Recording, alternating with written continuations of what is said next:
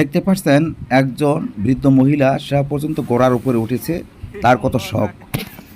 আমরা এখন আছি বোলাগঞ্জ সাদা পাথরের নদী, যেখানে ভারতের পাহাড়ি ঝর্ণার পানিগুলো এদিকে বেশি আসছে, আর আমরা সেই পানিতে গোসল করতে নেমেছি।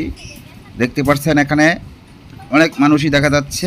সেখানে ভারতের পাহাড়ি ঝর্ণার যে সমেত পানিগুলো বেশি আসছে এইদিকে, সেই পানিতে গোসল করতে খুবই ভালো লাগছে। মানুষ মন আনন্দে গোসল করিতেছে। বেশি রৌদ্রের কারণে ভিডিওটা কিছু গুলা উঠছে, আপনারা দেখতে পাচ্ছেন। সেই প্রচণ্ড রৌদ্রের কারণে কেউ ছাতা নিয়ে সেখানে গিয়েছে এবং পানিতে ডুবে বসে আছে যাতে শরীরটা ঠান্ডা থাকে।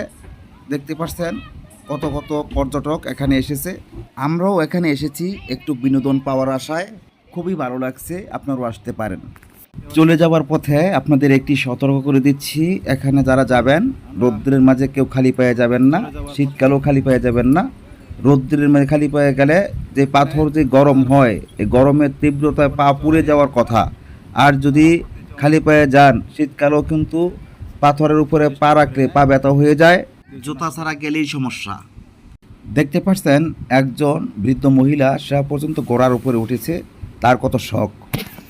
এখানে জুতা ছাড়া যদি হাঁটেন তাহলে ছোটো ছোটো পাথরের কণাগুলো পায়ের ভিতরে বিঁধে যায়। আর আপনারা জুতা পায়ে সবসময় এখানে আসার চেষ্টা করবেন।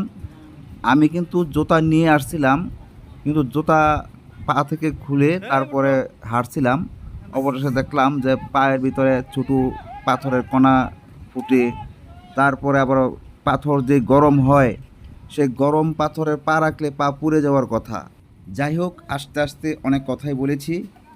আমরা এখন আবার সেই বোলাগঞ্জ নৌকার ঘাটে চলে এসেছি।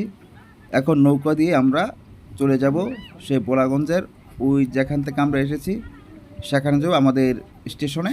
সেখান থেকে আমরা গাড়ি নিয়ে চলে যাব। আমরা এখন নৌকায় উঠতেছি। আমরা যারা একসাথে এসেছিলাম আমরা সকলেই আবার একসাথে হয়েছি। একসাথে হয়ে আমরা এই নৌকাতে উঠে আমরা আমাদের গন্তব্যস্থানে চলে যাব।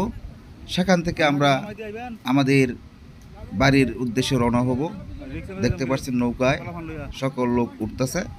নৌকায় উঠা শেষ হলেই নৌকার মাঝে নৌকা ছেড়ে দিবে। বিদায় বেলা আরেকটি কথা বলতে চাই, যে নদীর উপর দিয়ে আমরা বেশি এসেছি এই নদীটির নাম হলো দলাই নদী। দলাই নদীতে আসা এবং যাবার পথে আপনারা নদীর দুই পাশেই সুন্দর মনোরম প্রকৃতি দেখতে পারবেন।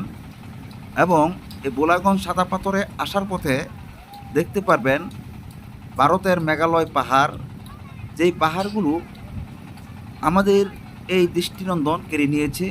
খুবই সুন্দর এই পাহাড়গুলো।